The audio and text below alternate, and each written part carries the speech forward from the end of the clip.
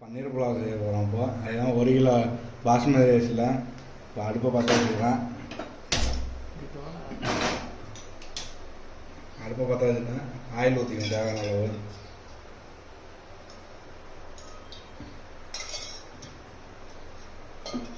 தேவையான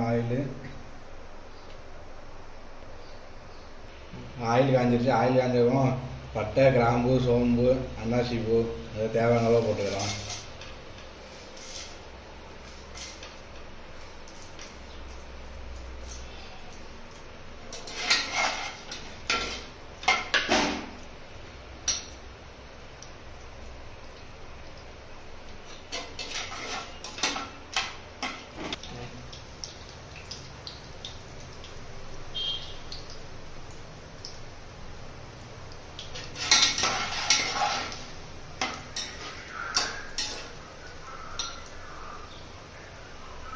இப்போ இதில் பச்சை மிளகா போட்டுக்கலாம்.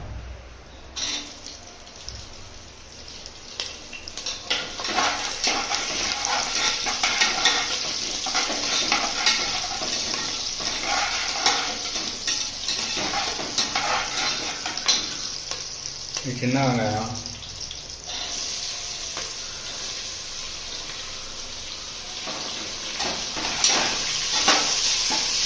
வெங்காயம், போட்டு நல்லா வதக்கிக்கணும்.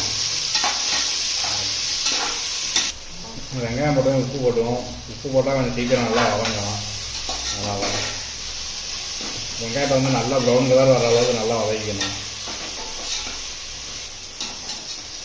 வெங்காயம் நல்லா வதங்கிடுச்சு. இதில் மல்லிதெல்லாம் புதினா தான் வெட்டி வச்சுருக்கேன். தேவையான அளவு போட்டுக்கோங்க.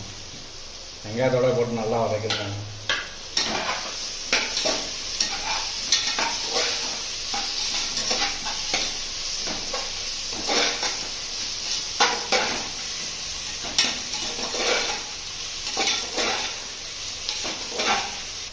இப்போ நல்லா வதக்கியாச்சு. இப்போ இஞ்சி பூண்டு பேஸ்ட் போட்டுக்கலாம்.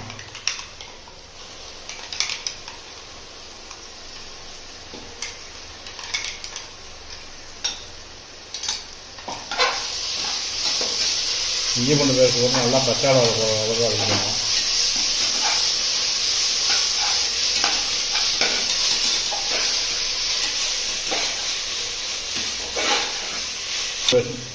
இஞ்சி பூண்டு பேஸ்ட் நல்லா பச்சை போயிடுச்சு. இதுக்கப்புறம் தக்காளி ஆட் பண்ணிக்கலாம். தக்காளி போட்டு நல்லா வதக்கிக்கணும்.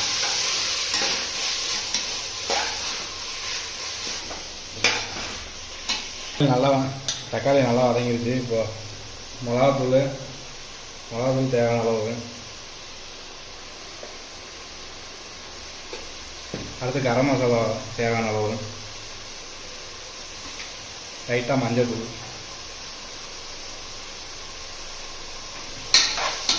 நல்லா வதக்கிக்கலாம். ஆயிலே மசாலா நல்லா வதக்கணும்.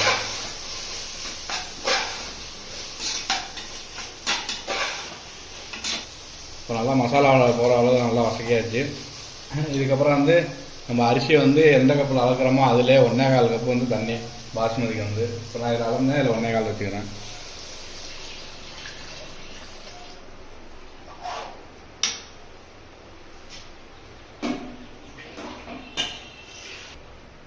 இப்போ தண்ணி வந்து ஊற்றியாச்சு. இப்போ இதை நல்லா கொதிக்கணும். கொதிச்சதே ரைஸு போட்டு தண்ணி ஊற்றியாச்சு. இப்போ இதில் வந்து பன்னீர் போடணும்.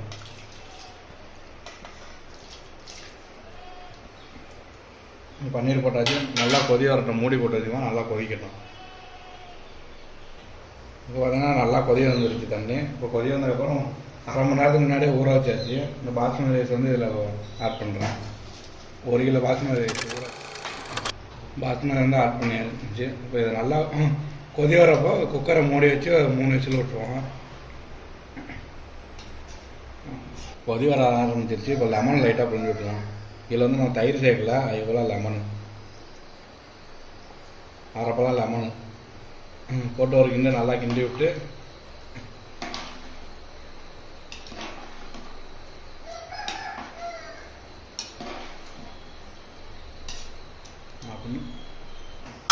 இப்போ கொதி வந்துருச்சு. இப்போ குக்கரை வந்து மூடி வச்சிருவோம்.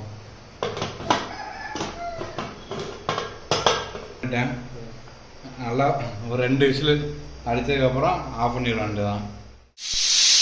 2 விசில் அடிச்சிருச்சு. அப்படியே ஆஃப் பண்ணி 10 நிமிஷம் தம்மில் 10 நிமிஷம் ஆச்சு. விசில் அடங்கிருச்சு. குக்கரை ஓப்பன் பண்ணிடுவோம்.